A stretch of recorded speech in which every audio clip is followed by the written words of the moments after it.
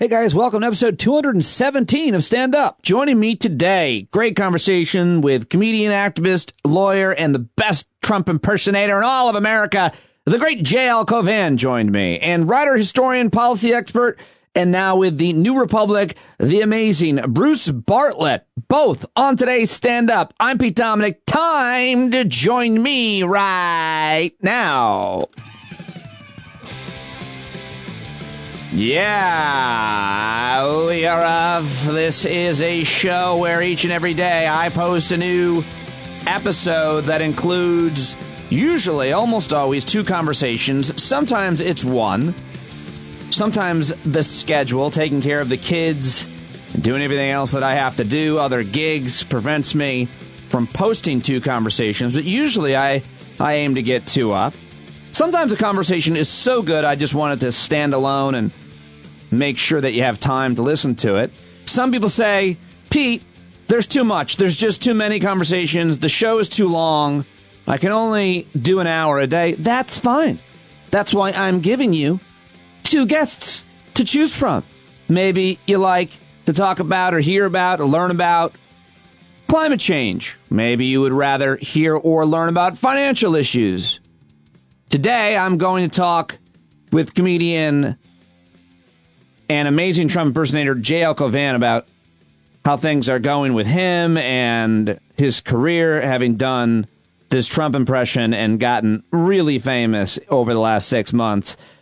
An old friend of mine and a regular guest on my old radio show, as well as here on the podcast. He's doing so well.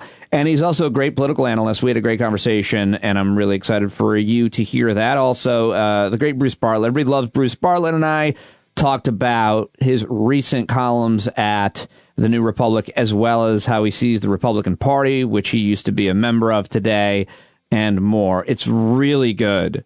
Really good. Both these conversations are very good. I'm psyched about them, and I'm very excited to have you joining me, especially all of the new subscribers, several of which came in over the last several days. Thursday night, a whole bunch of new folks joined us. Was it Thursday night for the final debate with Joe Biden and President Trump? And we are creating an awesome community of folks here around the podcast and around all of these other issues that matter a great deal to our lives, our families, our communities, our culture, and of course, our planet. So welcome to all of the new subscribers. Nicole Merchante just subscribed for $5. Patrick Loeffler, $5. Janet Nee, $10. Thank you, Janet. And Latoya Gray also sign up for $10. Leslie Kilgannon just became a $10 subscriber. Thank you, Latoya, Leslie. Damian Flanagan just became a $10 subscriber. Sounds like I'm closing schools as I'm reading up these names, but I'm not closing schools. I'm announcing new people that are supporting the stand-up community and all that we are doing with this program every day. Nikki Mercino just became a $5 subscriber. So did Lacey Browning and Morgan St. Clair, as did Jamie Baker and Ray Fenner. Also, Brian from North Carolina saw that subscription come in on Saturday night, made me happy. And my friend Brian Mitchell down in Swamp South just became a $25 subscriber. He had been sending me checks, but now he's figured out how to sign up at patreon.com/Pete Dominick. Finally, someone who identifies as Decepticon IT Help Desk just became a $10 subscriber. That is, I don't know how many new subscribers over the past, I think, about 5 days since I gave shout outs. So thank all of you. We've got to get to 3,000. We're almost to 800 subscribers. But once we get there, we can do so much more with this community, online, with the program, with video, with activism, with networking, with group therapy. I want to do so many things. I'm not trying to build a media empire. I am trying to build a place where this group of folks, these curious, kind, passionate, very funny, often and extremely intelligent, and so awesome. Just so many amazing people that you can be a part of it. So thank you. All right. Let me get to just a couple of news stories, a couple of things I want to mention. We are a week and a day away of Election Day. And how are you doing? How are you feeling about it all? Are you feeling good? Are you terrified? Are you convinced of one outcome or another? What is your plan for election night? I hope you'll consider joining us, the stand-up community. We'll be hanging out all night, and Sober October will be over for me, still doing it. Although I'm not really. I mean, I should say I'm smoking the weed ski. I'm back to that, but I haven't had a drink in 25 days. So, and it's been really very interesting, that little journey. And so some of you are on it with me and have been giving me insights. It's been great. Anyway, that is just a week away, election night, and I'm really excited to be there with you and not alone hosting this party. On Saturday, New Yorkers started waiting in line to cast early ballots. I have not yet, but I plan to at some point this week. By Sunday, the long lines had begun to ease, but I heard from several of my friends who are in giant lines right here where I live in Clarkstown, New York, just north of New York City in Rockland County.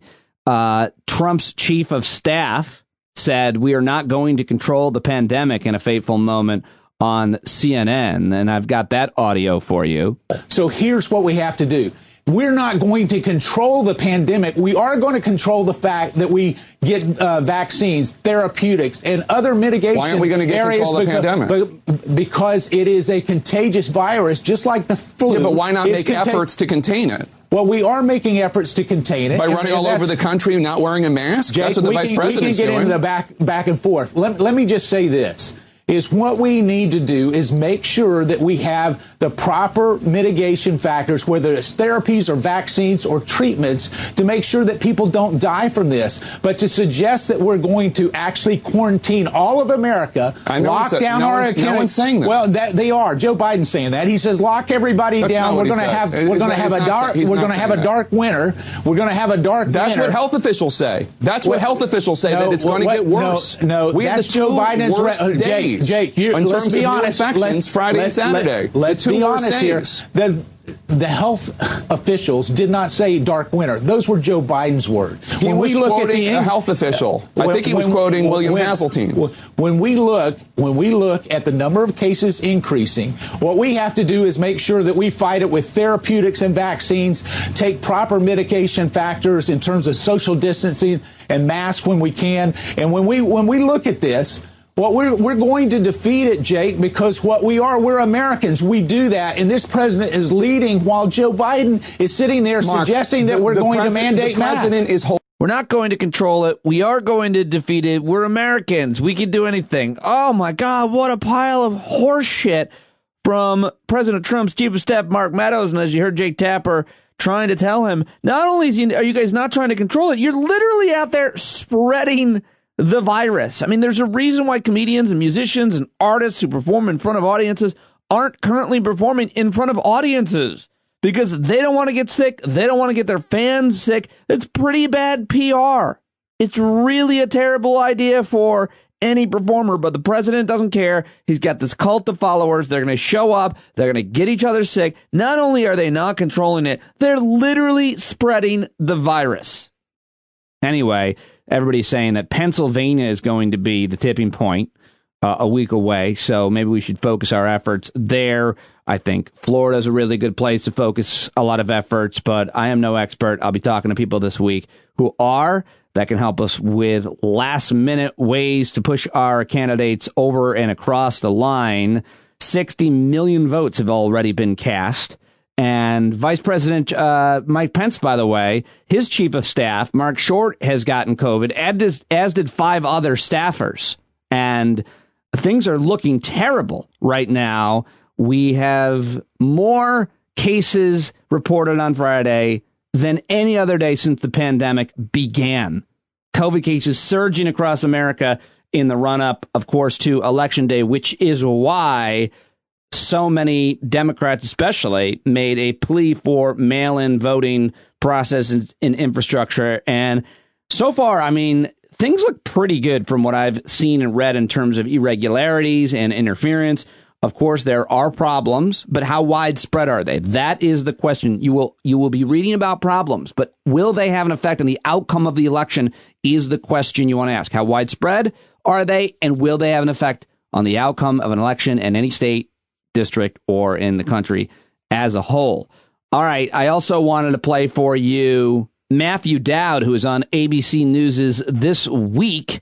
And he made this comment about how things are looking in one state, which I had to play this twice. I'm glad he says it twice because it was hard for me to wrap my head around. And how to turn them out. One thing I want to say about this race that I don't think has been covered enough, and as of today, Joe Biden has a better chance of winning Texas today than Donald Trump has of winning Pennsylvania, Michigan, and Wisconsin. Think about that. Joe Biden has a better chance of winning Texas than Donald Trump has of winning Pennsylvania, Michigan, and Wisconsin. That is a fundamental difference in this race. Yeah, Biden is up in every single national poll. And in the battlegrounds, Wisconsin, Michigan, Pennsylvania, North Carolina, Florida, and Arizona, he is up in all of them as well. Not significantly, not by huge margins in most of them, outside of Michigan, where a lot of polls have him up 5, 6, 7, almost 8%. And the Real Clear Politics average. In Florida, Biden is up just 1.5% in the same average. Pennsylvania's up 5.1%, Wisconsin 4.6%, North Carolina 1.2%, and Biden is up in Arizona 2.4%. So razor thin margins there, and even within the margin of error. But Florida, Pennsylvania, Michigan, Wisconsin, North Carolina, and Arizona, what states are you watching and investing in and watching closely in this last week? And want to hear from you on that. I'm doing pretty well right now. I'm very motivated. I'm feeling very inspired. I'm feeling very organized and decluttered. My wife and I are in a really good situation together right now. Our relationship is going very, very well. I feel like the election is headed in the right direction, which is overwhelmingly positive, giving me a lot of light and energy. Both my daughters are doing really well and handling this remote schooling stuff very well. They're both only going one day a week, and now I don't think that's even going to be happening, at least for my high school daughter. And I removed the bathroom faucet that was dripping and costing us a lot of money and certainly was a waste of water, and put in a new one on Sunday. So that's a pretty big achievement. Maybe I'll post photos of that. What I'm trying to say is right now I'm feeling grateful.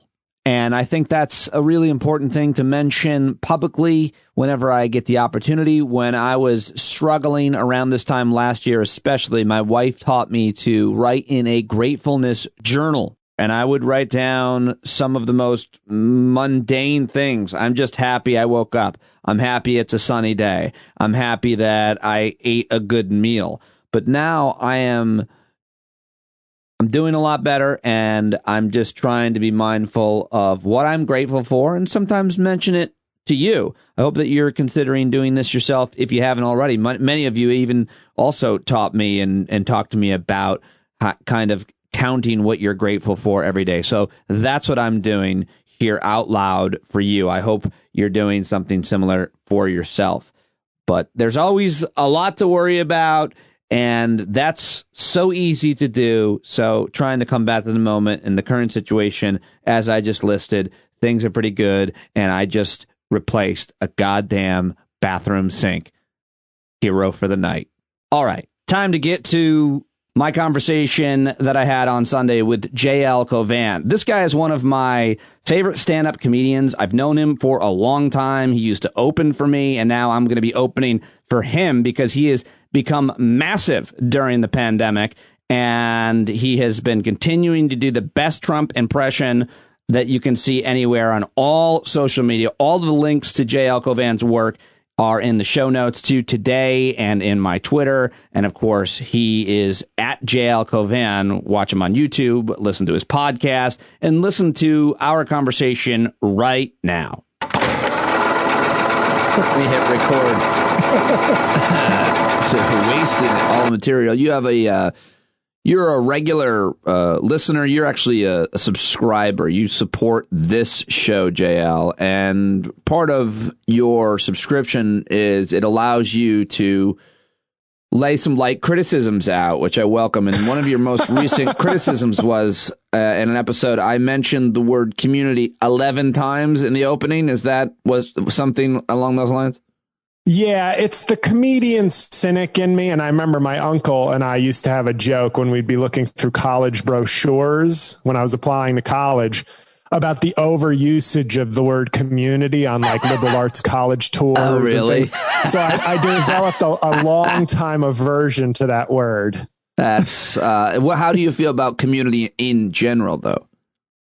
I only use it when I can sound extra pretentious. Like I refer to my church as a faith community. I feel like once you get super awful about it, you can use it again. So like faith community community is fine. Community is a great thing, especially in these times. Yeah. I just want to hear more, at your core, there's still a comedian in there buried under all the MSNBC niceties. And I sometimes just want to hear that more. I don't know what you're talking about. I don't know who this person is that you're referring to. Well, you bring it out on me, so I'm glad that you're here. Well, thank you. I have a lot of things I want to discuss with you, but I think that your political analysis is top notch. So I wanted to get some political analysis from you. Thanks. And this week, if I can make one shameless plug off the top that's related Let's to go. that. I recorded yesterday in 18 minutes. So I know that's not like viral, easily shareable, but I recorded an 18-minute endorsement of Joe Biden as Donald Trump. Oh, wow. And like it's a real speech, and it's like there's plenty of laughs in it, but I tackle 5 different issues in it. Okay. And it's almost geared to send to your like on the fence, whoever the hell those people are, friends or neighbors or family members. Like, for instance, I'll just give you one. Where does it live? Everybody, I already want to watch it. Is this for anybody to watch, or did you do it? It'll be up Tuesday. I'm going to post it Tuesday. Okay. This is part of one of your empires of communities that you've built. Or is it a contracted Lincoln project? I call them homeless shelters. I call my fan bases homeless shelters. So it's going to be at youtube.com/JLCAUVIN. Okay. I'll be sharing it. I'll probably tag you annoyingly, but it is your closing argument. Right. It just two quick issues. Like I talk about coal and I say, remember how I talked about coal? I can't do the voice. It's too early for me to do the voice. Is it really too early? I thought you were contractually obligated. You know what we'll do? We'll give it a try. Okay, we talk about coal. Remember how I talked about coal like 4 years ago? Everything was coal. We're going to bring back coal. Under my administration, we've had the largest 4-year drop in coal production in American history. Is that right? And notice I'm not talking about coal anymore. Now I'm talking about gas. So I'm going to get you on fracking. Fracking will go away in 10 years, but you know what? Just get me one more term. And I talk about abortion and I say, you notice how I say, I want to leave it up to the states. I do the high pitch. I want to leave it up to the states. I get a double chin like Mitch McConnell and I go, I want to leave it up to the states. And I go, but these people and my GOP, they say abortion is murder. You don't have to agree with that, but they say it's murder. What other murder do they say? Leave it up to the states. At least be, and I make fun of him saying ideologically consistent. At least it's ideologically consistent to say murder's murder. At least I could respect the consistency. But it's clearly a wedge issue. They just want you to. None of them want abortion. Now I'm just going to talk about myself. They don't want abortion outlawed. They know that's catastrophic politically. Well, politicians don't. Activists do. The anti-abortion. No, and don't get me wrong, but I'm talking from the. In other words, leave it up to the states is sort of the most cowardly way, and they all talk. A lot of them talk that way because they don't. If it's murder, if you believe it's murder, if that's your deeply held belief, why would you want to leave that up to the states? Some states can murder, some states can't murder. I mean, right. Look at Arkansas. If you're New York, where I have tremendous affairs with prostitutes, sometimes they lie about the birth control and because it feels better. Well, then you don't want them, you want them to have the choice, the state. I'm not having sex with prostitutes in Mississippi. Have a lot of poor babies, please. But so I take on different issues like that. And if it's the capstone to this sort of rise and fall of J.L. Cauvin's career, it's the best thing because it's an 18-minute. I have no props. I have no teleprompter. I have no speech, but it looks like I'm reading a speech as Trump. I'm very proud of it. Are you in costume? Take on issues. Yes. Oh, good. I like you in costume. I think it just represents, it's funny, but I think it's going to be something that people can say, this is, the people who watch through it will be like, this is like a legitimate, great piece of like political comedy. Well, I can't wait to promote it. I'll play it on the show. Can I play it on this show in its entirety and say, go watch it? Would that be helpful? You'll have it on your podcast, I would imagine. No, I'm just going to post the video and tell people to go. I mean, you can play whatever portion, or you can chop it up if you want to share excerpts, I'm sure. But it is. Imagine if you came after me for playing the whole thing. Yeah, well, for the community. That's like when Michael Jackson bought the Beatles records. You know, a friendship was really harmed. It was like same thing, exact same thing. So what are the sorry for that long plug. No, that's great. That's not a plug. It's fascinating to me because it's a really good idea. What are the other issues that you mentioned in that speech, or that you see that he, along the lines, is not talking about anymore? Is that kind of the theme, that he's not saying? It's more like, here are the issues that you, a supporter, might think or believe are strong issues. You know what I mean? And I say Joe Biden wants less abortions. Like, I say exactly what you want me to say, but Joe Biden probably wants fewer abortions in the world. That should be a good thing. But I talk about taxes, women. Pro-life veterans. Veterans might be my best one, because it's the whole idea of, you hear how he talks about famous veterans and war heroes. Why do you think he wouldn't talk shit about anonymous soldiers? Like, I don't understand. Like, it makes no sense to say, oh, he would never do that. And I read somewhere that he had told Don Jr., I think it was in a New York Times Magazine article or something reputable, that if he joined, he'd disown him. If he joined, he'd disown him. And I'm going, Beau Biden and Hunter Biden were both in the military, and you have a guy who claims to love the veteran. It's beyond absurd. And it's just the idea of, all these things that he claims to be strong on, he's totally weak or hypocritical on. It's always weird when someone says about another person, I'm so surprised that he did that or said that. It doesn't seem like him. It's weird. Yeah, sure, that happens in life. I mean, I think it happens a lot when, like, the local news, or, someone commits a heinous crime and they go to the neighbor. Well, he always seems so quiet to me. But when it comes to Trump and talking about veterans or a lot of things, when he denies saying a thing, you look at it and go, no, you've said so many things like this. Why would anybody question that you said the quotes that are attributed to you? Of course you said them. Of course you said that they are suckers and losers, because he's never thought that he's always thought the military is beneath him. Right. We are, and I've said this, I think, on your show before, but my thing with Trump, and I do love the people who keep asking me, what are you going to do after Trump? And I'm like, well, hopefully what I was doing for the 14 years before him, but with more fans and money now. Which is stand-up comedy live all over the country, and including all of your impressions that go along with it. Yeah, thank you. I mean, material from one of your 6 albums, perhaps.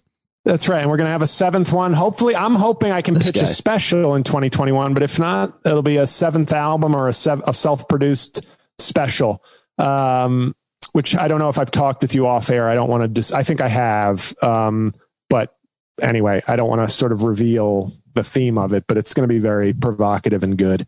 I already forgot what I was going to talk about, because I wanted to. Anything else that's in this 18-minute thing? The veterans issue, of course. Veterans and his tax plan. I mentioned COVID a little bit, and then at the end, I just sort of say, I'm like, the pitch that could almost be the excerpt itself is like, Joe Biden's a nice guy. I don't have friends. I don't really like people. So why not go with the guy who's going to try hard? He's failed at things, but he's always trying, at least. But in Trump's voice, it's like I keep it really consistent. I do the tangents and I do all this shit, but it's, I don't know. I can't wait to see it. Let me ask you, what do you think of, what does J.L. Cauvin think of Joe Biden? I went down a rabbit hole last night and watched some old speeches and some old things of Joe Biden. And, I got to say, I've always liked Joe Biden. I've always liked him. He wasn't even near my top pick for candidate, but in some ways, I do see why he might be maybe the best person to beat Trump.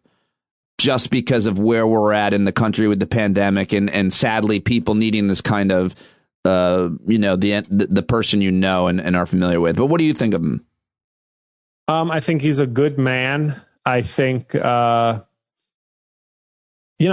think Jay Inslee, as you know, was my guy. I always thought of him as like a younger, more vibrant, more progressive Joe Biden. Like I really thought he would have been a sensational candidate, but Biden and what I like about Biden is I think Biden is open to change. He is open to new information. He's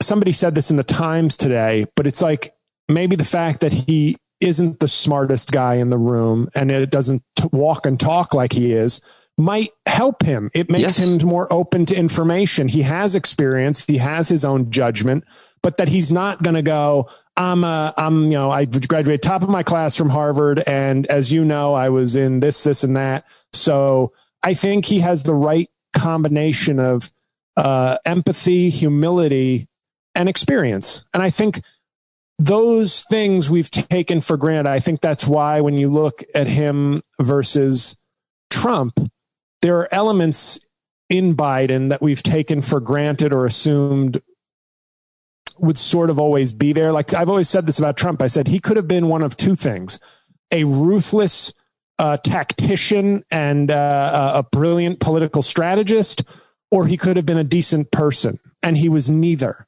Because you can have somebody who's not a good person, but who says, you know what, if I crush this pandemic in 2 months, guess who's getting reelected in a landslide? So I'll do the things that are necessary for that.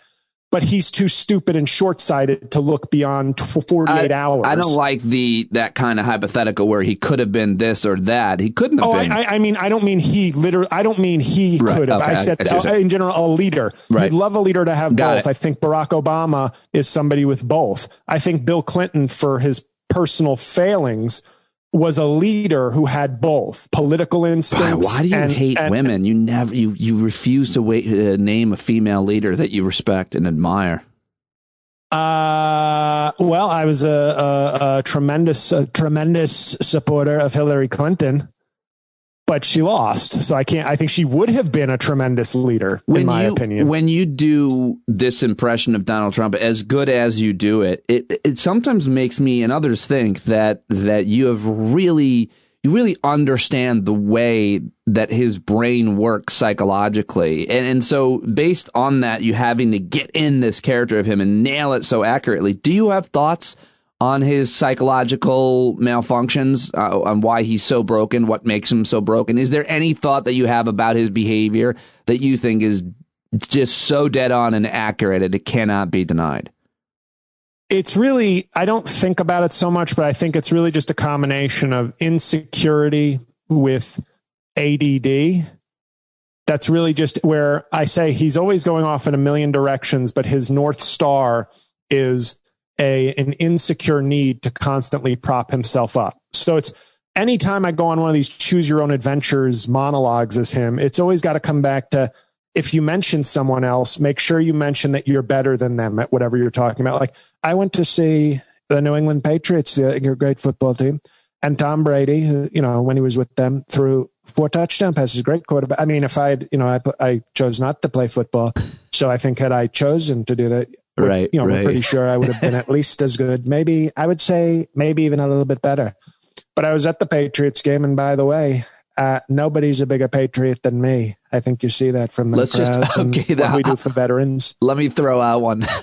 Sully Sullenberger, the man who landed the plane on the Hudson River, the pilot. Let me tell you something, Pete. I liked him. I thought he was a good pilot. But the truth is, let's not forget, he talked very nasty about me. And I like the pilot. Everybody said, he landed on the Hudson. How about landing on the runway? How about not flying into a bunch of birds that kill your plane? Nobody ever, excuse me. Nobody ever says that. Nobody ever says he could have avoided the birds and the people could have gotten to wherever they wanted to get to. Okay. Nobody ever says that.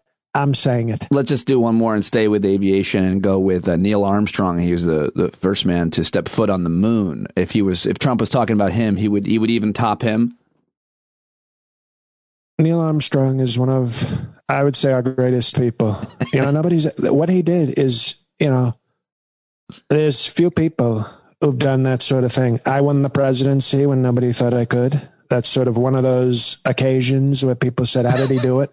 I think Neil Armstrong was also one of those. I'll give him credit. I think he was, some might even say, as good as what I did in 2016. And I'm okay with that. I'm okay. That's generous, Trump. That's, you know, I can't beat that, so I'll turn it into my magnanimous nature to share credit with Neil. It's the Abe Lincoln thing. It's with the possible exception of Abe Lincoln. Unbelievable. If he wasn't the worst, that is to me so funny. And he definitely doesn't know what Lyndon Johnson did. Like he definitely is not aware of what Lyndon Johnson signed into law. And he definitely doesn't know that part of it has been gutted, which is why Democrats and people of color are so not trustworthy of him. By the way, I think that that's a really important issue. I've said it on almost every episode of the podcast last week and weeks. I've been belaboring this. The idea that all of these, you know, rappers like Ice Cube and 50 Cent, some of the other, you know, kind of black male celebrity types that are working with him or getting close to the flame and saying even anything, you know, kind about maybe potentially working with. Why can't we work together? We can look past our differences. If you do not restore the Voting Rights Act that the Supreme Court gutted, and as Democrats have voted to restore it, then there's no talking to you about any policies for people of color. So just starting and ending with the right to vote, access to voting, not making voting difficult for constituencies that are likely to vote for Democrat, in this case, certainly black folks. What is your take on that? You're a lawyer. You're a half of a black person, half of a white person. I don't know what you are, but you have thoughts on this, I know. No, I think that when I watch, having read a decent amount about a lot of these issues, I think that it's so, Ruth Bader Ginsburg said it the best. She said, it's like, because you don't get wet going out with an umbrella, then you don't need the umbrella. Like it's, she said that about this. Right. Yeah. Right.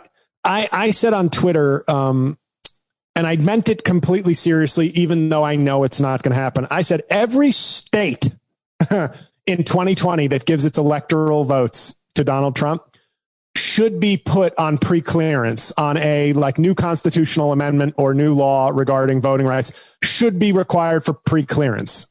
Because that tells me you are not trustworthy enough as a people or as a state to for me to trust that you will protect the vote. When you say that give every state that gives their electoral votes to Trump, you mean over and above the popular vote? If they don't go with what the vote in their state is, you don't mean that. No.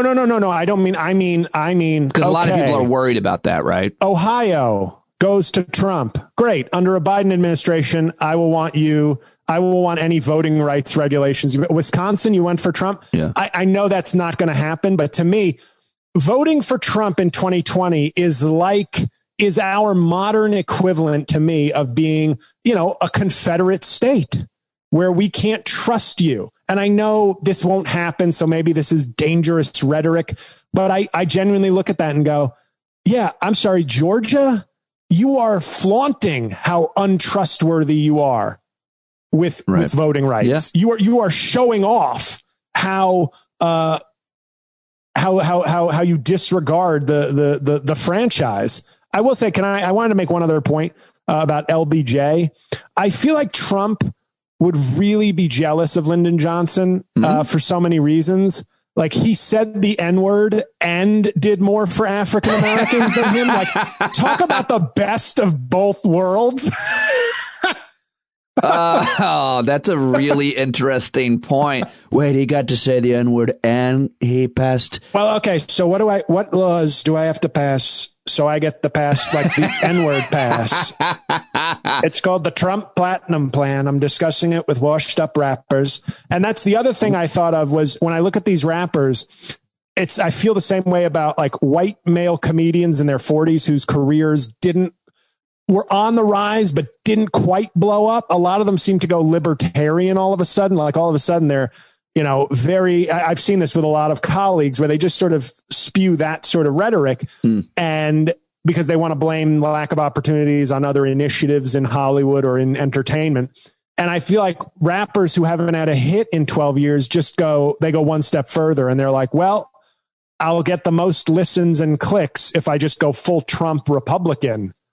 That's such a hard thing for me to believe that people do or can do, that I'm not saying it's totally conscious. I'm saying there's an avenue. But it is conscious for some people in media where they do and say things they don't believe to get ratings, to get clicks. And by the way, I hope you're not implying Candace Owens, who I think is a paragon of integrity. I mean, I'm implying Ben Shapiro, Rush Limbaugh, Sean Hannity. They all know that Donald Trump is absolutely crazy. At minimum, they aren't saying what they really believe about Trump.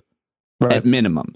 But, you mentioned, I think it's interesting to talk about, well, if I can say the N-word, but pass these policies, there's some truth in that. And I don't want to belabor this because I'm a white guy, but there is some truth in the idea that, hey, I don't mind. It's not as much as what you say as what you do. If you say certain things at the job, much less as a legislator, but you are passing policies that create opportunities, that protect me and so on, I don't care as much. And I think often that's what needs to happen when you're looking at a policymaker. Sometimes you say things that are insensitive, but by the way, that's true of anybody in your life. It's your actions that speak so much louder than your actual words. I think it's interesting what you said about LBJ and the kind of the joke about Trump, because policy matters way more. But let me ask you. Well, LBJ, I mean, I saw this documentary on Amazon about voting rights. It was basically sort of a visual version of the book, One Person, No Vote.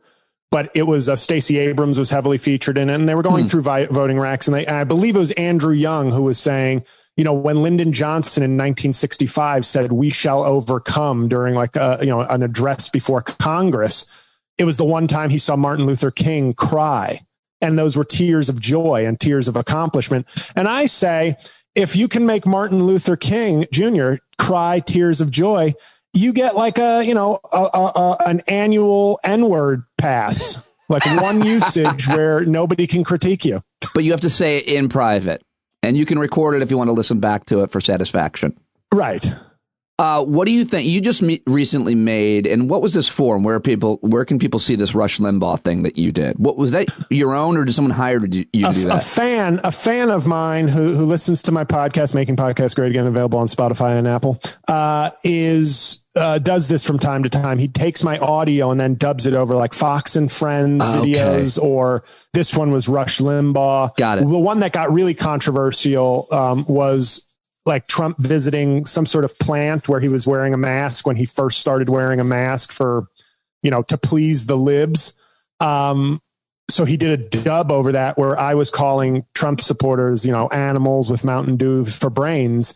That one got like 2 million hits and required Reuters and AP to issue like clarifications that it was manipulated audio.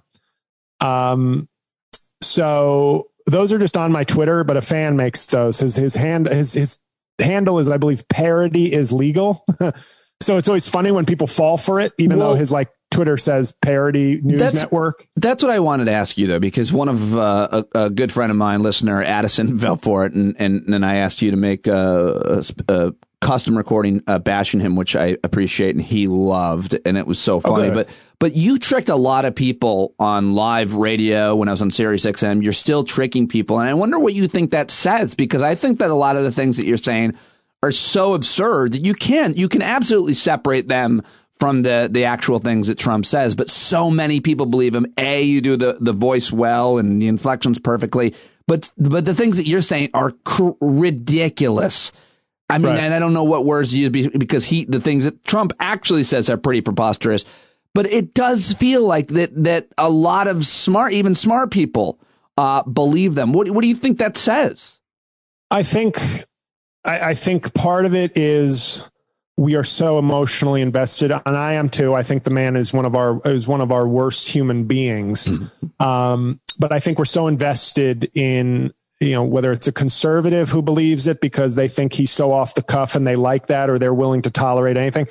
And I think for progressives, there's a lot of progressives who can't separate intellectually and emotionally what they think of the man. So if I push the boundaries, but they sort of go, God, he's a monster. I always get tweets like that where they're like, people need to share this. This is the monster we have in the office. Right.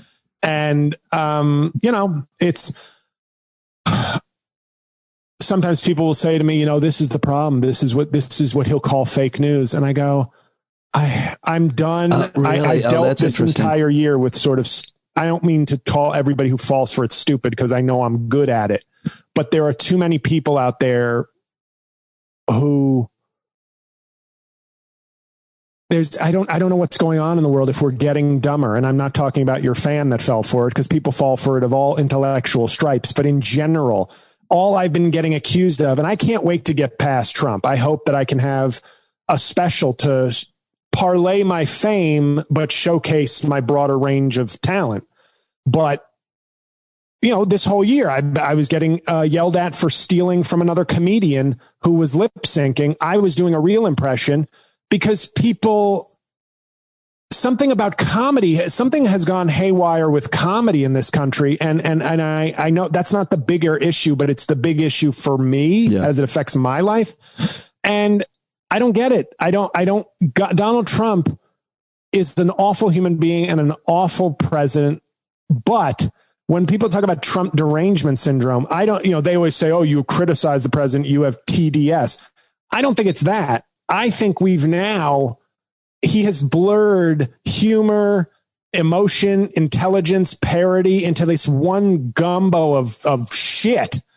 And it's like, we're all just kind of consuming this and not separating out the distinctions anymore. It's just all this whole Trump crock pot of shit that we're all like, look, and it's funny. It's making me angry. I don't know what's real. I hate everything. So that's not a defense of him, of course. I'm just saying in terms of how all consuming he's been, I think it's really blurred a lot of different lines. And unfortunately, I've benefited and not benefited from it. I've had people not use me for projects because it's like TV shows and stuff, because I'm like too on point. And I'm always going, really? Why me? Why is the first time a presidential impersonator is being like negated for the level of accuracy and that is sharp satire? We should find. I want to find those people who did that, and I want to hurt them.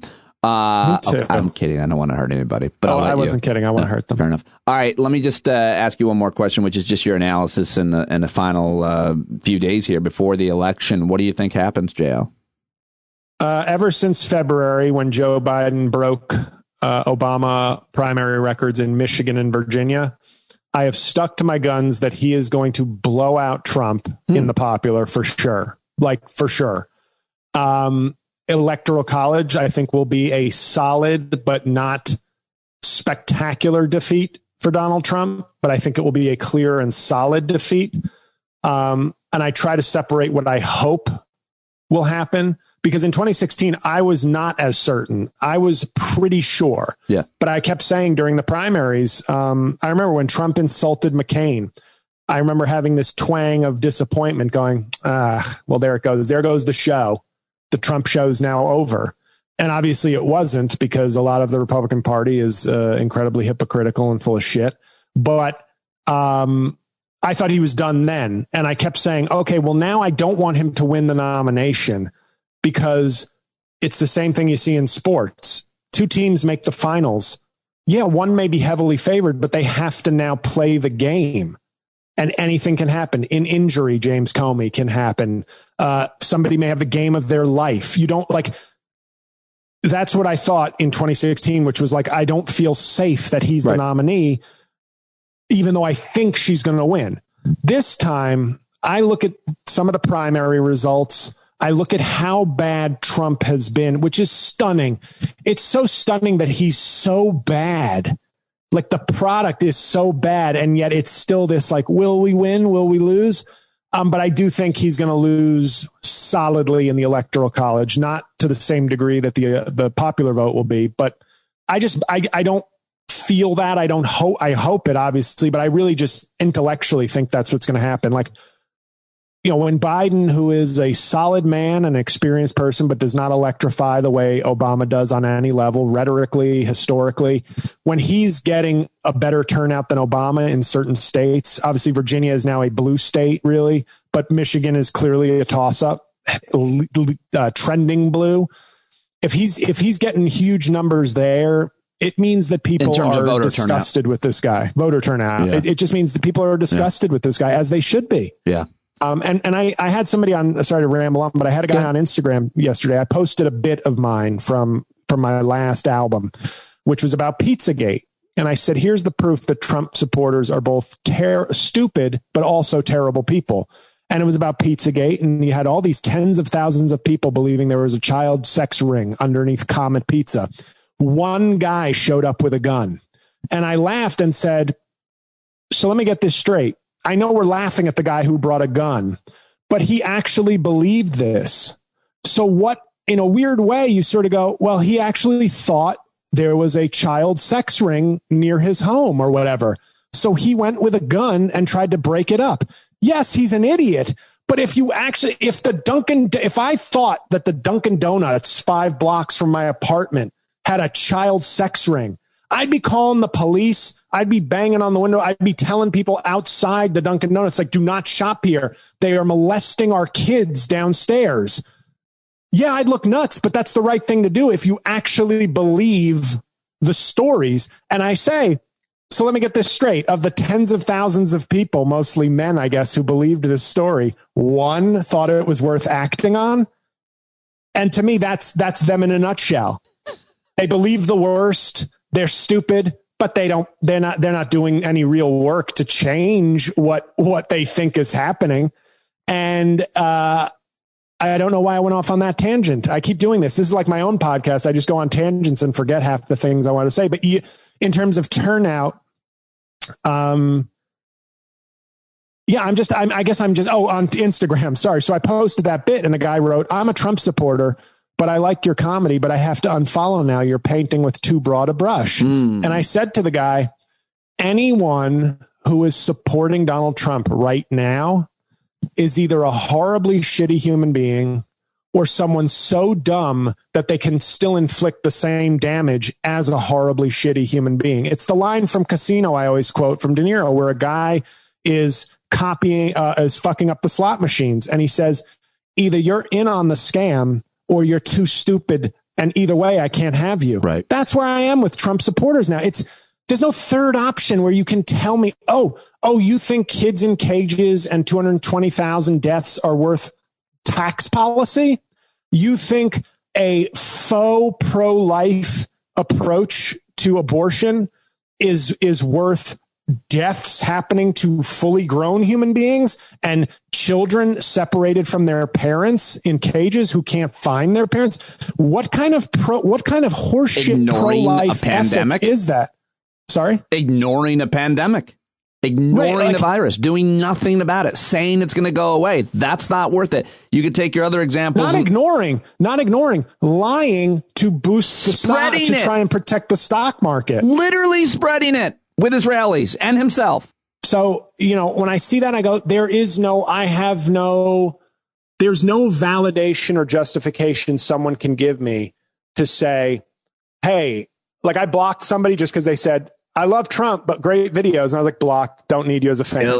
Really? Yeah, no, because you're talking to some, I know, like, I don't get on this high horse often, but like, it's one of those things where you go, okay, my father was Haitian. And so he calls Haiti a shithole country. Hillary Clinton calls somebody deplorable for some of his supporters deplorable for voting for Trump. And they clutch the pearls and go, I'll show her. Meanwhile, he's calling countries shithole countries. He says Nigeria, which like sends the most educated immigrants of like any country in the fucking world. They don't want to go back to their huts. Like, so he says things like that. He's a rapist. He is so gross in every way. Why do you think I need to be like cool with you if you support him? I give a pass. I give a reluctant pass to 2016 supporters who have seen the light. You know what? That's what forgiveness is about. That's what growth is about. I don't know what your conditions were in 2016. Hey, you might have lost your job. You might have had a kid die of an opioid addiction. You might have been in a vulnerable place looking for a lottery ticket of a lifeline. And you said, you know what? This guy seems to know money. He's talking about these things. Fuck it. I know it's a risky choice, but fuck it. I'm broke in a casino with $100 left to my name. I'm letting it ride. Fine. But if you have seen the product, if you have seen the rhetoric in action, right, if you have seen all this and say, that's my president, fuck you. I mean, like, fuck you. Sorry. Like, that's it. It's not, and this isn't a political thing. Trump is AIDS with Secret Service protection. Like, we can't say, and I was going to write this on Twitter, but I don't want to get in trouble, but it's one of those things where I go, we all know what we'd like cancer to do, right? We'd like it to go away forever. We'd like to kill cancer. But you can't say that when the cancer has Secret Service protection. You have to pretend like, even though he doesn't believe in any of the protections or norms or decency or values that we are supposed to hold dear, he doesn't care about it. He is using his protection. He is using his place of power to abuse everything from within. He is an inside job. I said he is a 9/11 suicide bomber with a private jet. Like that. Some dangerous rhetoric there, but the truth is that he actually potentially infected Secret Service members. Whoever came up with the phrase, who needs John Hinckley when you have the president spitting COVID on your neck? They You don't have to take a bullet for the president. He'll kill you. Yeah, it's true. That is not. Which is, by the way, so tough for our Second Amendment people. We have Second Amendment people who might want to shoot people. And now I'm killing them before they can use their guns. It's a total hoax. With just a sneeze, or maybe. Right. And I'm not encouraging or endorsing anything. I'm just saying, when someone, if he were Muslim or running another country, we'd be viewing what he does as terrorism. He is a destructive anti-American force. No doubt about it. He can say things. He can stand in front of 92 flags. And I've called that patriotism for dummies. He can say, I love our troops. When he does his sing-songy thing, we protect pre-existing conditions. We support the veterans. That's when he's on his role of like, these are the things I have to say so people think I care. Like he was given a book report by his chief of staff to read, like in front of the class. Yeah. He stands in front of 50 flags. He doth protest too much. He does not care about this country or its people. And I just look at that and go, part of me always says, wow, it must have been nice for terror groups to have like a 4-year working vacation with Trump in office. Because what the fuck could you do, terrorist groups, that this guy... Well, what they can 9/11. I've done 70 9/11s. Suck it. Well, what they can do and what they are doing is not the terror groups per se, but certainly the Russians, is they can take how damaged and how divided we are as a result of him and exploit it. Of course. And they're doing that to great effect, and they have been. So the plugs, your plugs. Sure. I'll put them in the show links so people can find them, of course, but hit them. Yeah, jlcomedy.com is my website, my weekly podcast. I have 2, but the big one right now is Making Podcasts Great Again. It's my weekly show as Trump. My other podcast is called Righteous PK, both available on iTunes and Spotify. I have a bunch of albums for sale. If you like my comedy, obviously today I was a little funny and a little, might be getting a call from the Secret Service. So maybe not, this won't be going on the next special. Good but for both of our careers.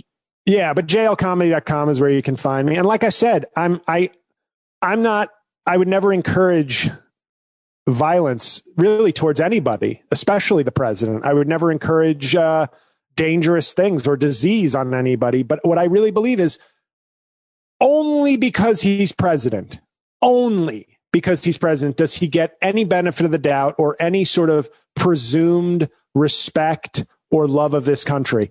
If anybody like him did what he's done and they were a private citizen, they would be considered terrorists and anti-American. Yep. That's all I'm saying. And I hate the fact that he gets to use the presidency as an all-encompassing cloak he is an inside job. I am not a truther with anything, but I'm just talking about the results. he is basically an inside job when it comes to hurting America's values and its people. The plain set, like I don't even think that's radical. I don't either. I don't think you heard me when I said he's going around having rallies. Right. Comedians and musicians and artists who have huge followings refuse to do concerts anywhere unless they're completely socially distanced and masked and following all kinds of regulations. He's going everywhere and spreading the virus. That's what he's actively doing it. I think that point is not being made enough. He's traveling the country, bringing people together in huge groups of people. No musician, no comedian will do that because it would hurt their brand, right? Even if they wanted to. The one thing on that note, just hearkening back, a callback to the Trump endorsement speech for Biden that I did. One thing I talked about was his economic plan or his economic strategies. And I said, what Trump was doing in Trump's voice, and this goes to his overall thing, he was basically going to try and overheat the economy so that it would be peaking now. Like if COVID hadn't happened, he berated the Fed. He was going to cut everything. He was going to juice it however he had to because he wouldn't care what happens in February 2021 beyond. He just wants to get as many terms as Obama and prove that he's as good, if not better. And whatever he had to do to get reelected, he was going to do to the economy. Right. And COVID, I said it was his bullshit bill come due. But to be clear, he couldn't do anything. He got his tax cut, which temporarily juiced the economy, created massive deficits, right, didn't help the vast majority of people. But he could no longer do anything legislatively, and he couldn't do anything major with executive orders that would affect the economy in a positive way. So even in your scenario, he wouldn't have actually been able to do anything. And I would hope that it would have happened sooner, like what the repercussions would happen before his reelection. But I genuinely think, yelling at the Fed to lower interest rates his whole first term to nothing, just whatever he could do. If he had to send out, Amazon gift cards to 300 million Americans, he would have done like whatever he had to do. And the one thing about COVID is it exposed so much of him. But it is stunning that it's still like, who's going to win? I can't and I'm not one of those, I'm going to leave the country types. What am I going to do? But part of me, I said to my girlfriend last night, I was like, if he gets reelected, I might want to take a trip up to Canada to see what's going on up there, where they'll pronounce my full name correctly. Because it really does say something. I know he won't win a majority of the votes, but we just still have a system in place that can allow a man like that to become president legally. Like the Electoral College. Is your full name Jean-Louis? Is that what it is? Jean-Louis Cauvin. Yes. Yeah. Very sing-songy. Haitian or French. You nailed it. Canadians or French. And well, I don't think that's going to happen, but either way, I will go with you on that trip and we'll do a whole special. It'll be great. Thanks. I'll make it less funny. JL Cauvin, Jean-Louis Cauvin, thank you very much for joining me as always. I really appreciate it. I'm so proud of what you've accomplished, and I love talking to you and being your friend. Thank you. Me too. See, that ended very nicely. JL Cauvin, did you like the old VHS sound effects that I threw in at the top? And did you notice how the audio quality changed in that last quarter of the conversation? Because I was using a chip on my mixer that ran out of space, so I had to grab the audio just off the Zoom, and you really lost the quality there. So I am so sorry for that lack of professionalism. That is not why you are investing in independent media sources like Stand Up. I apologize. I will do better. Okay. Moving on. Now I have the great Bruce Bartlett joining me. He is one of your all-time favorite guests on the radio show. He is an old Republican from the old guard and a longtime observer and commentator on economic and political affairs in D.C. He has written for virtually every major national publication in these areas: New York Times, Washington Post, Wall Street Journal, USA Today, Politico, so much more. And his work is informed because Bruce Bartlett worked in government.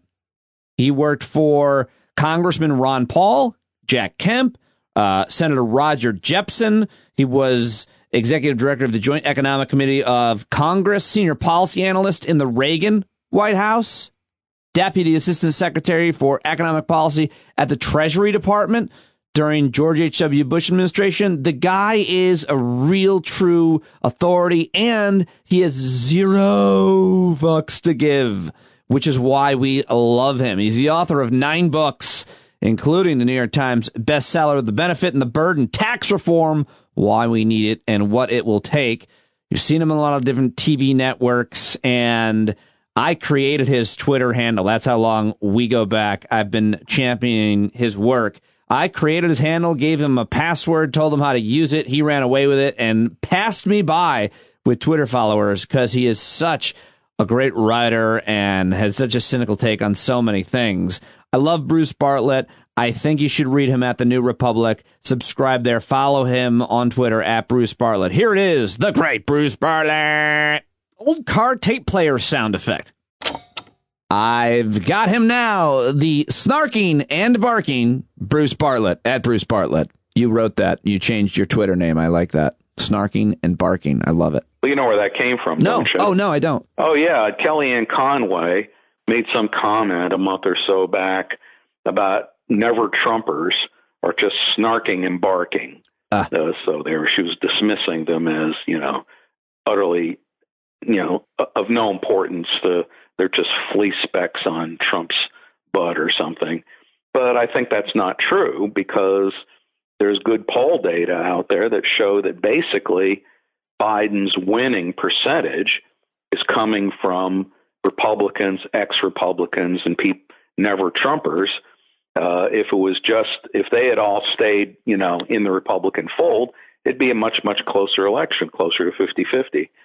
So I think the never Trumpers, and particularly the people at the Lincoln Project, are just done a tremendous amount of work to help Biden that I'm not sure Democrats really appreciate. They seem to be, embarrassed that, we're forced to get support from our enemies to win, and we don't like this, so we'll just pretend that they don't exist, that we're just doing this all by ourselves. Yeah. I totally agree with that analysis, and it upsets me because it's very, what would you call that? You're gonna call it something succinct, but I would just say it's just ignorant and preposterous we have to take any help we can get. Well, I just think it's embarrassing from the point of view of political consultants. For example, one of the things that I've said, and I think you and I have talked about over the years, is that ex-Republicans have a deeper insight into the Republican psyche.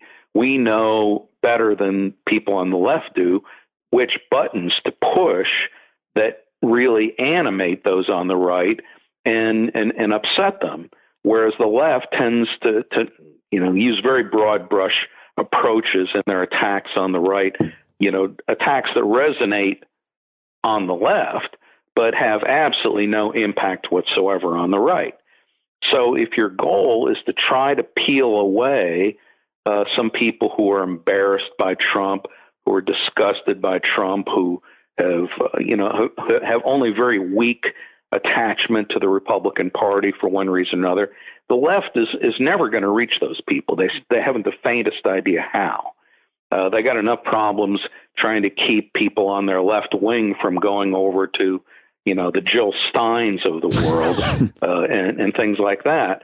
So, Democrats really need people like us. And I think if you look at the Lincoln Project's advertising, it is extremely sharp. It gets under Trump's skin in a way that not one single Biden ad comes anywhere close to doing. Now, you may say, well, how important is that? Well, I think it's worth, diverting Trump's attention and, making him flummoxed and,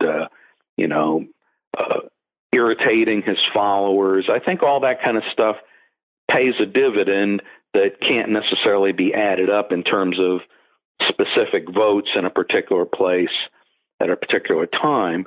I think it just adds to the idea that Trump is so hated, so disliked, so disrespected that people on his own side want nothing to do with him. I think that idea alone is very helpful electorally. Yeah, well said. I wouldn't add anything to it. I think that's a robust explanation of exactly what's happening. But let's look at where the campaign is right now, Bruce Bartlett, which is I guess when I post this, it'll be maybe like about 10 days away from Election Day. How do you see where Biden is positioned, where Trump is positioned? How are you feeling about like the polling? And actually, let me just ask you, what do you look at and how closely do you follow it? Not too terribly close. I look at the averages. I think that's what's important because there's almost every day, there's an outlier. An outlier, of course, is a poll that, is either high in favor of Trump or low against him, that's outside, the general trend. And of course, the outliers tend to get all the press precisely because they're telling you something new that you didn't already know. Right. But luckily we have lots and lots of polls, and we can look at whether there's confirmation to find out, is the race tightening? Is it getting, getting worse for Trump or whatever? And there's lots of places that collect these polls. Real Clear Politics is one place, right? Where you can find the averages. You can find every single poll in chronological order, so you can see whether there's a change in recent polls that are going in a different direction. And so anyway, the looking at the trend, looking at the averages is clearly the best thing. And the thing that pollsters have been saying for months is the amazing thing is the absolute stability of the race. Biden's been ahead by 8 to 10 points for months and months. So there's not been a large undecided vote. Voters by and large are not changing their minds saying, oh, I just heard Trump give a good speech, maybe I'll vote for him. Oh, I just heard Biden give a speech, maybe I'll vote for him. People are not undecided. The right. number of undecideds is minusculely small. There's no evidence of change going on in the race. Advertising, all the things that the candidates are doing doesn't seem to be having any effect. People made up their minds months ago, and it's been the same.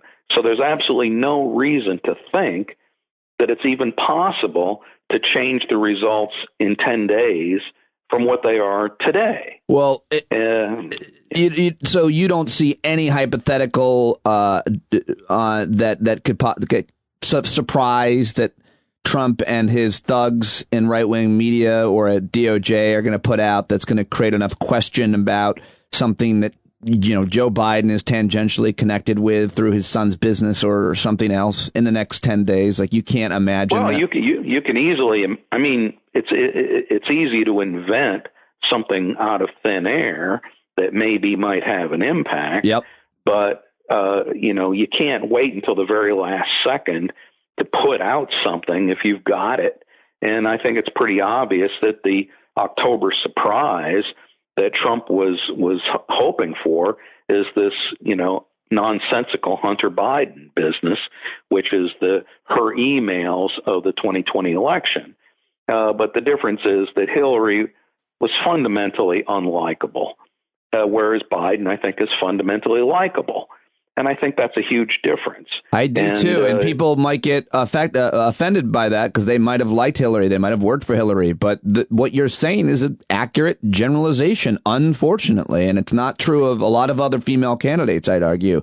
Hillary Clinton had been around for a long time, and a lot of people really didn't like her. And Joe Biden's been around for a long time, and there's not nearly as many people that don't like him. And there are lots of people that do like him. He's a good and decent man by all accounts. Yeah, he's sort of a Jimmy Carter-ish type fellow, which is not bad. I think if you asked people who's the best living ex-president, Carter would probably win easily. Although maybe Obama, I don't know. I would say Obama. But anyway, so I think that the soil was different in 2016.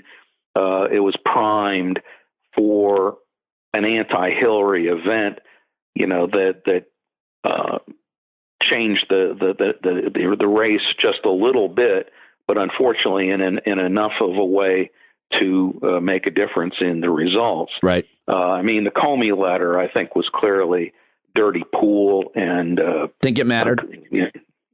Unfortunately, yes, I do. I think it mattered a lot. It just took people who were wavering, thinking, is this emails business anything or just Republican bullshit? And Comey made it seem, well, there's something here. I don't know what, but the head of the FBI wouldn't be putting out letters like this days before the election if there wasn't some smoking gun. Right. Well, it turned out there was no smoking gun. It was all bullshit. And Comey. And then the Democrats went and wrapped their arms around Comey and, said, okay, we're going to really hold off on our own investigations and our own analysis and our own attacks until Comey's finished with his investigation. Went on month after month after month. And then at the end of the day, there was nothing there. I mean, very little. He clearly pulled back from the obvious conclusions of Trump's crimes and illegalities, saying, well, we can't indict a sitting president, so we're not going to even tell you why he should be indicted. It was almost designed by Trump to let the air out of whatever heat there was to do something about him on a variety of issues.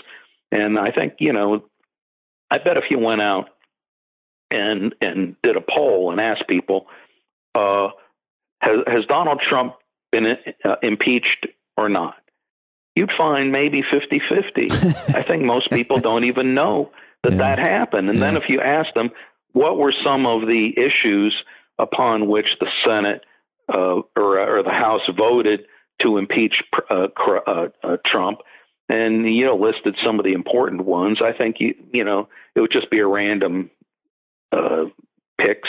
I don't think anybody knows. I couldn't even tell you off the top of my head what the number one issue was. It's very, very hard to describe some of these problems in ways that resonate. And unfortunately, Democrats are never put any effort into marketing.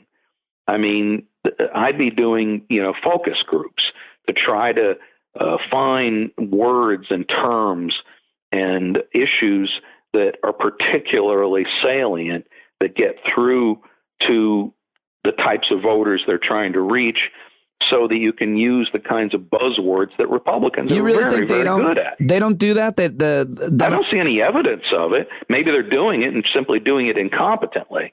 But it's quite clear. All you have to do is watch Fox News, for example, where they test these things out basically in real time. See, all these Fox TV guys in the evening, like Sean Hannity and Laura Ingraham, have radio shows during the day. And that's where they test out the terms and the ideas and the issues and the facts that they they will describe them, so as to get their listeners excited. And once they've honed these things, and even if they weren't, that they then use in the evening to reach a much larger audience. So it's almost like they're doing a daily focus group on the issues that came up that day to try to figure out how best to frame those issues so as to get the maximum impact out of them. And nobody on the left does this because there's no left-wing people on the radio. They've been pretty much banned. Well, I mean, there are a ton of progressive voices now on the internet, let's say, and on podcasts. But I think it's completely different than what you're talking about, which I think is a really good point, because all of these various voices that are kind of on the progressive left in media are just so all over the place and so many different issues that I would argue that they don't create the echo chamber of terminology that you're talking about that exists on the right, because it's a huge group of people, millions of white people listening to Hannity and watching them on TV. But there's a smaller group of ideas. And now you've got a guy like Ben Shapiro, who's the #1 podcast and he's a conservative nut bar, and he uses those kinds of terminology and language and focus group stuff that you're talking about. And what I hear a lot of, by the way, just to further our conversation real quick, is the media. That's one of the things that they focus group, or that they at least use all the time. It's always the media is the enemy, and they are so much of the media, which is why it always drives me nuts, Bruce. They have a huge audience on the right. I mean, there's clearly an imbalance, and we could spend a great deal of time talking just about this, but I think that going back decades, even generations, those on the left have been generally pretty comfortable with what we call the mainstream media. They love NPR. They read the New York Times. They're very, very happy with that being their principal 60 minutes source of news. So they never felt any need for an alternative news source, whereas for the right, they've always needed an alternative news source because, frankly, the mainstream media was, tilted a little bit to the left. Won't let them say the N-word. Well, the problem is they've always needed a place to scream the N-word. Well, there's a lot of truth in that. But the problem is that the mainstream media has frankly collapsed and is the process of collapsing and has been for 20 years.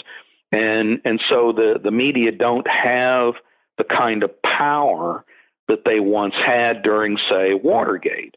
Great point. Yes. The left has not recognized this, or at least they haven't done anything about it. I mean, one way of dealing with it would be to find some way to rejuvenate the mainstream media and make it so that they're not just continuously. Never going to happen. It's never going to happen. And I would argue that some of what has happened is, in a way, good, because we shouldn't be relying on these big corporate media outlets, although there are great arguments as to why they did good work. But I think that especially like podcasting is blowing up, and pods like, Pod Saves America, the former Obama guys, they have a huge audience, and there's a lot of others as well. There's all these hardcore lefty ones, which I'm generally not a big fan of. And then there's the rest of us, which I think are doing a lot of good work, So, I mean, and there's no way we ever get back to that old corporate media, mainstream media that had such a huge audience. It's just going to continue to be fragmented, whether you like it or not, is my opinion. No, I agree with you about that. But I'm just saying that would be one option if you could somehow or other restore. I just don't think, financial and economic health to the media, but it's not going to happen. I mean, you've got a few that are well funded, like the New York Times, but it still has a fraction of the influence that it had at its pinnacle a few decades ago. So, and I still think there's a need for a more traditional media, newspapers and magazines and things like that, because there's limits to what you can do in a podcast or a radio broadcast. You can't provide documentation. You can't provide links. You can't get into issues in the same degree of depth. That's one reason why I went back to writing. As you know, I have a weekly column in the New Republic where I try to, deal with some of these issues and try to provide analyses that would help those on the left deal with some of the attacks from the right and things of that sort. Well, and I am so glad that you are back to writing a regular column, and I just tweeted about that. I think you're doing some of your best work. Let's get into it if we can, if we have time for just probably at least a couple of your articles, recent articles. I think your piece back in early October, posted at the New Republic, titled "The Right's Farcical Denial of Systemic Racism," is so well framed. The way that you write about it and talk about it, I'm always looking for great arguments to help me understand how to explain and how to understand myself systemic racism. And you go so far into explaining this. You say you cite a couple of right wingers who have lately been trying to criticize the idea of systemic racism, and you say these writers have argued that systemic racism is nothing but a term designed to lay a guilt trip on white people, and also explain away the continuing failure of black people to take responsibility for their own inadequacies. You write, to right-wingers, racism only matters when it's conscious and deliberate. Racism that is unconscious, implicit, or institutional simply doesn't count in their worldview. It's such a great article. I almost want to read the whole thing. Yeah, I think that's been true since Reconstruction. I mean, the view that Southerners had, and Northerners even to a certain extent about freeing the slaves was, okay, we brought you over to this country against your will. We kept you in bondage. We enslaved you, et cetera, for all these years. And now we're going to set you free. And that's that. We are only, that compensates for all the generations of terrible, things that we did to you. Today you're free. And that's that. We wash our hands. Go ahead and go about your business, do what you want. Now, we can all understand that's a bit like being dumped into the deep end of the pool, when you don't know how to swim. And it's simply absurd that black people, the former slaves, were supposed to just somehow or other, learn everything they needed to know about America to be good citizens, to work and make lives for themselves and families and so on and so on. But I think whites kind of had the idea, well, when the Pilgrims came over, they didn't have much of anything either, and they did just fine. So you're in the same boat with them. You should just, behave like we did, when we came over. And I think that's just absurd. You start with a huge, it's like starting out life with a 50-pound bag of rocks on your back. You've got a legacy. I mean, the slaves were not educated. In fact, it was against the law to educate slaves. Right. There were no schools for the former slaves. How are they supposed to lift themselves up when they weren't wearing any boots? I mean, Dr. King once said that. How can you lift yourself up by your bootstraps if you aren't wearing any boots? Right. And that's basically the problem. And a lot of it had to do with, terrible problems during Reconstruction. We should have given all the former slaves 40 acres and a mule. That would have solved so many problems, but we didn't do it. Well, you go into, I'm sorry I interrupted you at Restoration because it's a really important time period to look at. Were you going to add something to it? Well, I was going to try to say that, there was a debt that was owed to the former slaves, like a tort. If some guy, runs you over with his car, he owes you a debt, right, for the pain and suffering that you had that he caused. There was a tort. There was an injury to the former slaves that needed to be paid to make them equal, to compensate them for the suffering that they had endured. And that debt was never paid. Right. But it doesn't mean the debt went away. It's still there. It could, and it affected every generation that came afterwards because the previous generations were poorer and worse off because of it. And this problem just compounds generation after generation. Think about this. If you were a Jewish family that fled Germany, during the Second World War, and you had to leave behind, valuable paintings and art that, Hermann Göring used to decorate his bedroom with, just because, and then, later these paintings get sold and stuff like that, your family still owns those, right? We see cases and movies about people who try to recover these lost things that were stolen from their families. And it doesn't matter that it took place generations ago. This was taken from your family. Right. You're entitled to it. The people who own these things today got them through illegal means, and they're sometimes forced to give them up. It's really the same problem, except that what was stolen wasn't art, it was labor. generations of labor from black people that were never compensated, never taken care of. And that's really the issue when it comes down to talking about reparations. And that was specifically about reparations. And if we talk about the more specific policy issues and laws that were created, as you do in your article, I think that's really important too. And make the point about housing, because I think that it's really hard. Why is it so hard for these people who you're criticizing their articles about systemic racism to understand issues, the actual laws that were passed that still have a huge effect today, like housing? Well, one of the problems with people on the right is they think a law had to have had a racist intent.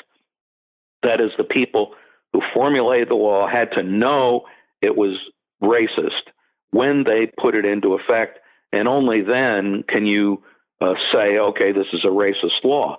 But if a law was put into effect with the best of intentions, but inadvertently had a racist effect, the people on the right are inclined to say, well, that's just life. You'll have to deal with that. And that's sort of the problem in the housing area, that they created policies back in the 1930s to make it easier for people to move into racially homogeneous neighborhoods. Right. And the idea was simply to try to have the best housing situation. They were looking at very narrowly, in a very narrowly focused way, and they thought that was a good idea, but it had a racist intent, or rather a racist impact. And what it had, up until World War II, most whites lived in the cities. They lived in tenement houses, and when it became much easier for them to buy houses from the policies of the New Deal, they took advantage of those and moved out into the suburbs. Well, who moved in to take their place?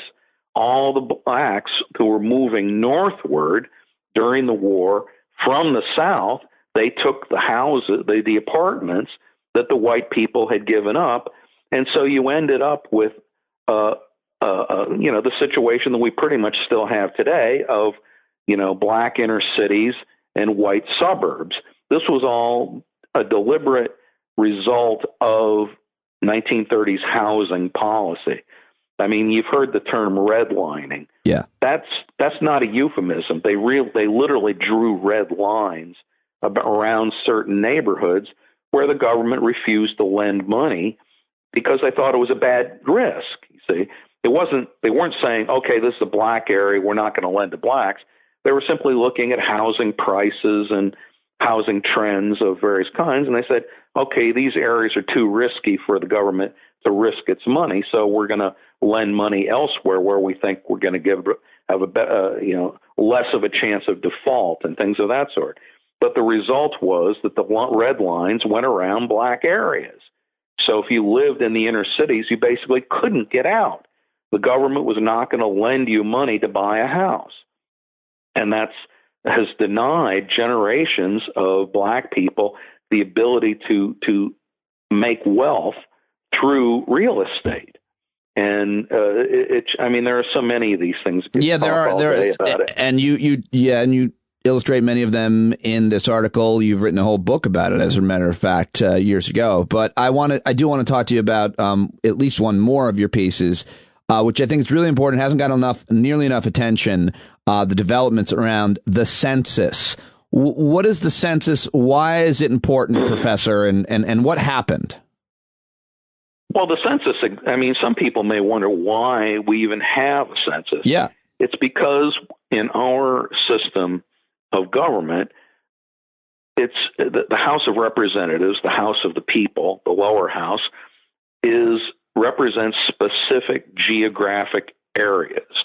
And so you have to know where people live, it's not enough to know, that X million people live in the state of Virginia. You need to know specifically where they are physically located in order to be able to draw lines for congressional districts that are roughly equal.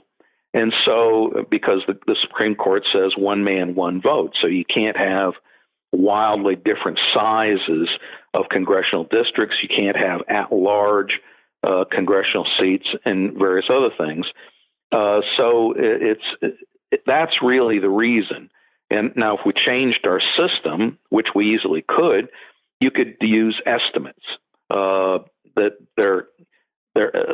statisticians know how to do. They can use estimating methods that will predict the population of a state within a very small margin of error. But what they can't do using statistical methodology is figure out where people are physically living.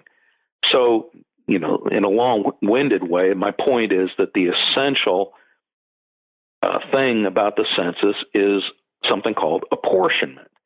It's the process whereby congressional seats are allocated to particular states, taken away from other states, and new lines are drawn every 10 years to accommodate changes in population. And that's the purpose. And I think we forget that when we talk about the census. I think a lot of people think this is just a tremendous waste of money to find out what the population of the United States is. Why are we doing this? Well, I mean, that's the reason. It's an issue, though, of representation in terms of that a House, a congressional representative can be effective at making policies for the people in their district. And you have to know how many people are in that district to know how to apportion that. But you go in detail. I thought it was fascinating, the historical lesson that you give us in this article at the New Republic about the the debate between the architects of the Constitution, including George Washington, about how many people you should be able to represent. I thought it was fascinating, this history. What do you want to touch on briefly that you think is the most important? And then we got to fast forward to the fact that they ended the census early and why that matters. Well, if you simply read the Constitution, Article 1, Section 2, it says that there should be no more than 30,000 people per congressional district. Now, the current number is 760,000 per district. And we would need a House of Representatives of about 11,000 people if we were to keep the number that is in the Constitution, which you would think strict originalists would be running around saying, we need to, increase the size of the House many, many times because that's what the Constitution demands. Well, anyway, that number is in there basically because George Washington wanted it. And there were some of the founding fathers, especially James Madison, who was concerned about this. He thought, well, we need to increase the size of the House and add new members. And the Constitution doesn't really say you can do that. So they just went ahead and did it. And that worked okay for a while. Nobody brought any lawsuits saying you couldn't do this. So the House increased from, I believe, 65 members in the first Congress to 435 after the 1910 census. But then something weird happened. After the 1920 census, Congress just did nothing. They refused to reapportion. This usually has to be done by, a specific law that's passed after each Congress, where they say, okay, we're taking away seats from you and giving seats to you and so on. They just didn't do anything. They just left the apportionment that was from 1910 all through the 1920s. And the main reason they did this is because this was a period of time when there was a vast movement of people out of rural areas, farming areas, into the cities. And this was politically very important because of prohibition. The people in the cities were against prohibition. The people in the rural areas were for it. Yeah, I was surprised to read that in your article. I thought that was interesting. It was discussed in Ken Burns' series, a documentary about prohibition that he did a couple of years ago. Yeah, it's worth watching, as are all Ken Burns documentaries. But they were afraid that if they reapportioned and gave the cities and more urban states, more electoral votes, more members of Congress, that they would get rid of prohibition, which they probably would have done. But anyway, in 1929, they just froze everything in place. They passed a law saying, okay, we're never going to add more than 435 members, but we are going to have an automatic formula that reallocates population, or reallocates House seats by population. So ever since then, we've had this automatic formula, and Congress doesn't need to pass a law on regarding apportionment. But there's still some problems of malapportionment, because there's a rule that says you cannot have fewer than one member of Congress. But there are some states that are very, very small: Vermont, Wyoming. A state can't have a fewer than one. The whole state, the whole state can't have fewer than one House member, and that creates a certain bias that carries over to something that is very important, which is the Electoral College, because each state has electoral votes equal to the number of senators. Okay, so that would be 2 for every state, plus the members of the House of Representatives. So if one state like Wyoming is getting more than it deserves, other states are getting fewer than they deserve. And so you have a problem of malapportionment that, unfortunately, for institutional political reasons, benefits the Republican Party, because they tend to be the party that represents rural areas. There have been several ideas, especially recently, hotly debated as to how to fix that. Is there one that you think, if there's a President Biden and a Democratic House and Senate, that should be implemented, that would be not as politically divisive as another, or does that not matter? Fuck it, just ram it through. Well, I haven't really been following the debate. I'm not sure what people are saying. The problem is you probably have to do a constitutional amendment regardless of what you did, you see. And that's so impossibly difficult. I mean, not only would you have to get something through the House and the Senate by, I think, a 2/3 vote, but you'd have to get 3/4 of the states to ratify it as well. And the problem is that the current system was set up because you have small states that benefit from the current system and are not going to want to change it. So you'd have a very hard time getting states that are going to lose power, lose electoral votes, to vote in favor of that. And so you've just got an insoluble problem. I mean, personally, I would like to see a new constitutional convention, and let's revisit all of these issues. Let's revisit some other issues, like should we have a Supreme Court that has the right of judicial review? Should we have lifetime appointments for members of the federal courts?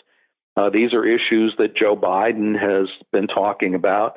And instead of coming up with a plan, he said, "Oh, let's have a commission," which is like a cop-out, but you never know. I mean, obviously, I think that would be amazing for this country. But given everything that you said about media earlier, can you imagine how a constitutional convention would play out, how it would be covered, and how it would be politicked in 2021?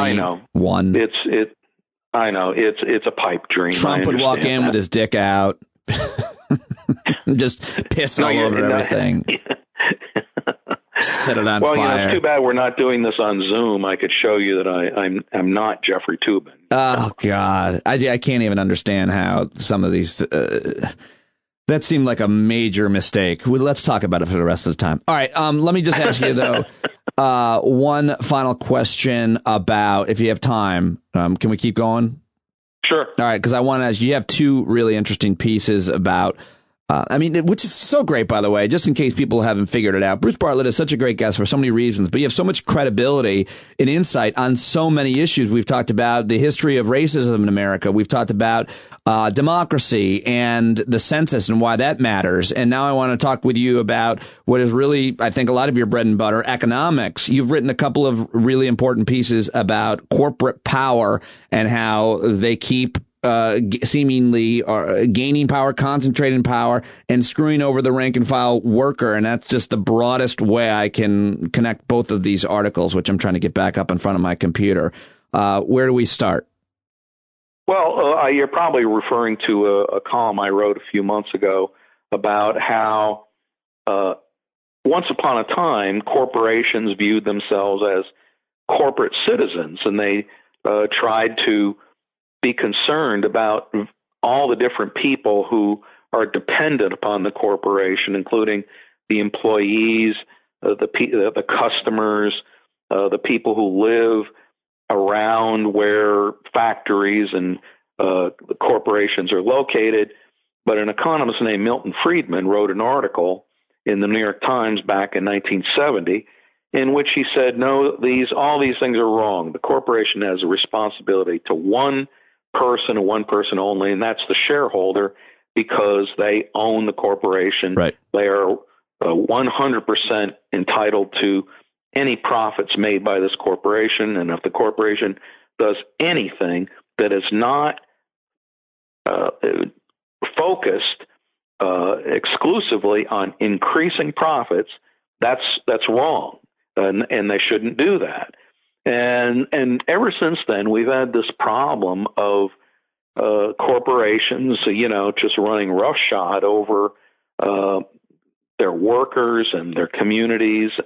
And the thing is, the shareholder, in the end of the day, didn't really benefit that much, because a huge percentage of those profits that belong to the shareholder were basically stolen by senior corporate management, who grant themselves huge stock options. They become vastly wealthy, and they've gotten wealthy at the expense of the average shareholder. And so they really ended up being screwed by the whole system. You're just referencing how corporations pillage the free market and how corporations scam their shareholders and screw over workers are two of the titles of the articles at the New Republic that I'm talking about that you wrote. But that was a great explanation of one of them. I mean, where we're at in America right now in terms of the imbalance of the wealth inequality, it's hard to see that we can't come together, Bruce, on some of these issues. It's hard for me to understand that we're so divided over even tax policy, much less corporate power. How do you think that there could be better messaging on how we all can win? I actually thought the 99 versus the 1% was decent messaging, if we have to be so succinct with bumper stickers. But what's a better way to convince people about how they're getting screwed by the concentration of corporate power that is creating so much wealth inequality, and including, by the way, during this downturn where billionaires gained what was the percentage of wealth that they gained while the rest of us lost? I can't remember, but it was just so outrageous and egregious. And it frustrates me that we can't come together against that to create a more fair economy the way we once had in America and the way so many other countries do. I mean, one of the problems we haven't figured out how to deal with is the decline of the unions. It used to be unions were pretty powerful. They could call strikes and shut down industries in the United States and bargain for higher wages. And during the 1950s and 60s, they did a good job of looking out for their members. But over the last however many years, 30 years, 40 years, factories have all moved to China. We've moved into a more service-oriented economy. Companies have become very sophisticated about keeping out unions. And so the unions have shrunk to just a fraction of the workforce. And they've lost their power, really, to do much of anything to help redress the huge imbalance between corporate power and labor. And a lot of people think that the key to helping workers is to somehow or other rejuvenate labor unions, but nobody's come up with a specific plan that would actually work.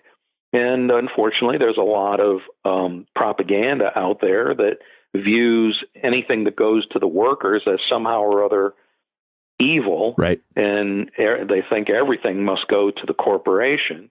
And people who suffer from this, because they watch Fox News they believe this, and so they fight against policies that would actually do them some good. I don't know what you do about that. Is there anything that you could simply say about tax policy specifically that Congress could do? Well, I think obviously you could raise taxes on the wealthy, and Joe Biden has talked about that. But the thing is, we're in a situation right now where deficits don't really matter. So I think a lot of people are going to say, why bother to raise taxes when we can just, sell all the bonds we want to pay for a Green New Deal or anything else that we feel like doing? I think that's kind of the problem that Biden is going to run into. He's going to say, why? People are going to say, why bother? Let's just leave taxes where they are. I could talk to you forever. I really appreciate your time today. I learned so much in reading your articles. I hope everybody will check him out at the New Republic. Of course, follow him on Twitter at Bruce Bartlett, and hope to talk to you again at least once before the election, sir. Thank you so much. Okay. All right. All right. There goes the great Bruce Bartlett. Follow him on Twitter. Subscribe to the New Republic. And that is today's program. Subscribe to this show as well on whatever podcast app you use. I'm on YouTube at Stand Up with Pete. And of course, I can't do it without your paid subscription, because while the show is actually free, it ain't cheap. So please support it with at least a $5 subscription. Go to patreon.com/Pete Dominic, or go to the paid subscription link in the show notes. 768 paid subscribers. Let's keep it going. And know that you're not alone. You can join our Discord chat once you become a Patreon subscriber at any level. There's a whole community of folks always there. You're never alone when you are a member of the Stand Up with Pete Dominic community. I think that sounds good. I think I might keep doing that. What do you think? All right. I'll talk to you tomorrow.